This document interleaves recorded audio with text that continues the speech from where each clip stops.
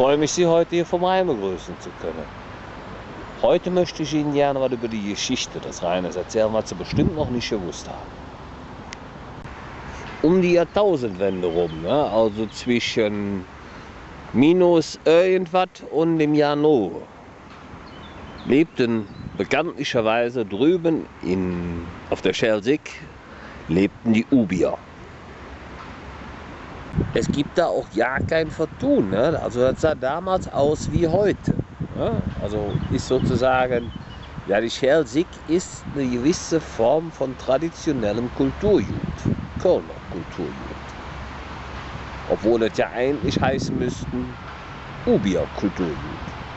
Aber wir sind ja Kölner, wir haben ja annektiert, also worüber reden wir hier? Begeben wir uns also 2000 Jahre zurück. Was viele heutzutage nicht wissen, ist, Poll hieß nicht immer Poll. So, ich habe irgendwie eine Fliege im Auge. So, die müsste weg sein. So. Poll hieß nicht immer Poll. Sie sehen, ich rauche wieder. Poll hieß vorher anders. Poll heißt jetzt Poll, weil der erste Römer, der herkam, war nicht Claudius, sondern das war Polerus. Ne? Polerus heißt im Endeffekt so viel wie stecke eine Stock in das Wasser und mache ein Boot dran fest. Dieses Wasser, auch Kölner Rhein genannt, gab es zu diesem Zeitpunkt aber noch nicht. In Polerus-Zeiten gab es nämlich hier nur Brachland. Können Sie sich ungefähr so vorstellen, wie als wenn Sie in Poll auf dem Markt stehen, ja, und nicht wissen, wo Sie sind. Die Römer, die haben es ja immer gern mit dem Wasser gehabt. Also Baden, Urinale, Schwimmen, gern auch das eine im anderen. Macht man heute noch. Ja, aber was fehlte denen dazu? So ein richtig schönes Wasser. Also ging Polerus hin und schrieb eine Depesche an Kaiser Claudius Augustus,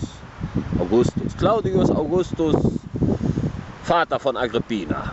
Ne? Und ja, sagte, wir haben kein Wasser hier. Weil da lebt zwar ein Volk namens Ubier, aber die haben nur geheime Quellen. Und dann machen die irgend so ein Gesöff, das nennt sich Gölsch.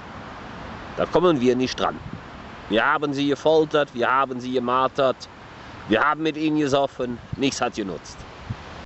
Als Kaiser Claudius das las, machte er, ich hab's, ich lege einen Kanal. Wo ist der nächste Wasserreservoir? Wo haben wir irgendwie so einen Tümpel, den wir anzapfen können in der Nähe? Das war die Schweiz, ne? Also da. Richtung Süden. Ne? So, was hat er gemacht? Zehntausende von Spaten, Schaufel, Hacke und Gebiet. Ne? Gut, jetzt ist das Ganze dann irgendwann bis hier nach, damals noch, keine Ahnung wie Poll hieß, angekommen. Ne? Da merkten die Römer, jetzt haben wir Wasser im Rücken, damit sind wir angreifbar.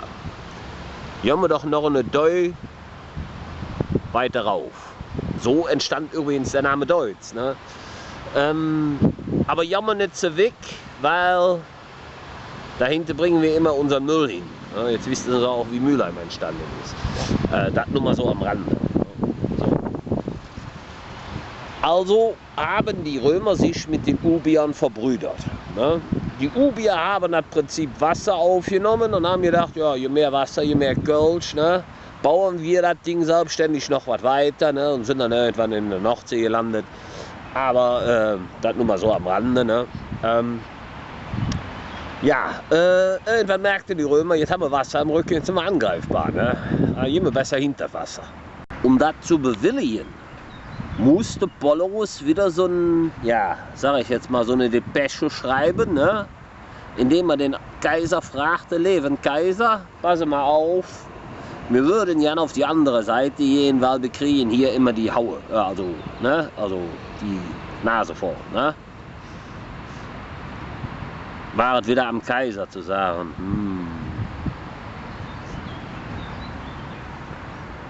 Ich hab's. Meine Tochter ist noch nicht verheiratet. Der könnte mir aber vorher noch einen guten Namen machen. Schicken wir Agrippina mal dahin. Ja, und so wie die zwei da ankommen, müsst ihr euch vorstellen, kam Agrippina dann hier auf ihrer Sänfte an,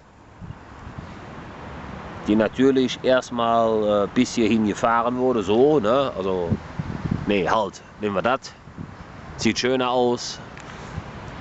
Und dann sagte Agrippina, wisst ihr was, wir sind hier zu angreifbar auf der Schelsig, wir gehen rüber. Muss Agrippina ein bisschen in Schutz nehmen. Die ist nicht die ganze Zeit mit dem Boot gefahren, sie ist natürlich auch viel gelaufen. Deswegen gibt es hier rund um Köln auch so viele Wanderwege. Ne? Also deswegen ist Köln ja auch auf dem Dingspfad. Ne? Keine Ahnung, wie der heißt, aber es gibt hier so einen Pfad, ne? So einen Köln-Pfad. Ne? Und ja, man sieht es auch heute, die Leute, die laufen da immer noch drauf. Was allerdings weder Claudius noch Pollorus noch Agrippina wussten, ne? Hier auf der linken Rheinseite, da wo jetzt der Dom steht, da war die heilige Kultstätte der Ubier. Wie es nun mal an jeder Kult- und Gedenkstätte so ist, ne? So damals auch bei den Ubiern, gab es natürlich auch jemanden, der dort verehrt wurde. Und das war zu dem Zeitpunkt noch nicht Petrus, nein, der kam erst später. Sondern aus der Urgeschichte der Ubier entstanden, gab es jemanden, den haben sie angehimmelt, der hieß nämlich Stollität. Heute noch bekannter, ja, sprachverwandter Gebrauch dieses Namens gibt es immer noch und diese Person wird immer noch verehrt. Im Namen der allgemeinen Gerechtigkeit wird das nur noch als Titel verehrt und wird jedes Jahr neu vergeben. Ja, und das wird dann auch aufgeteilt an 3 Leute, aber naja, das geht alles zurück auf den Ursprung.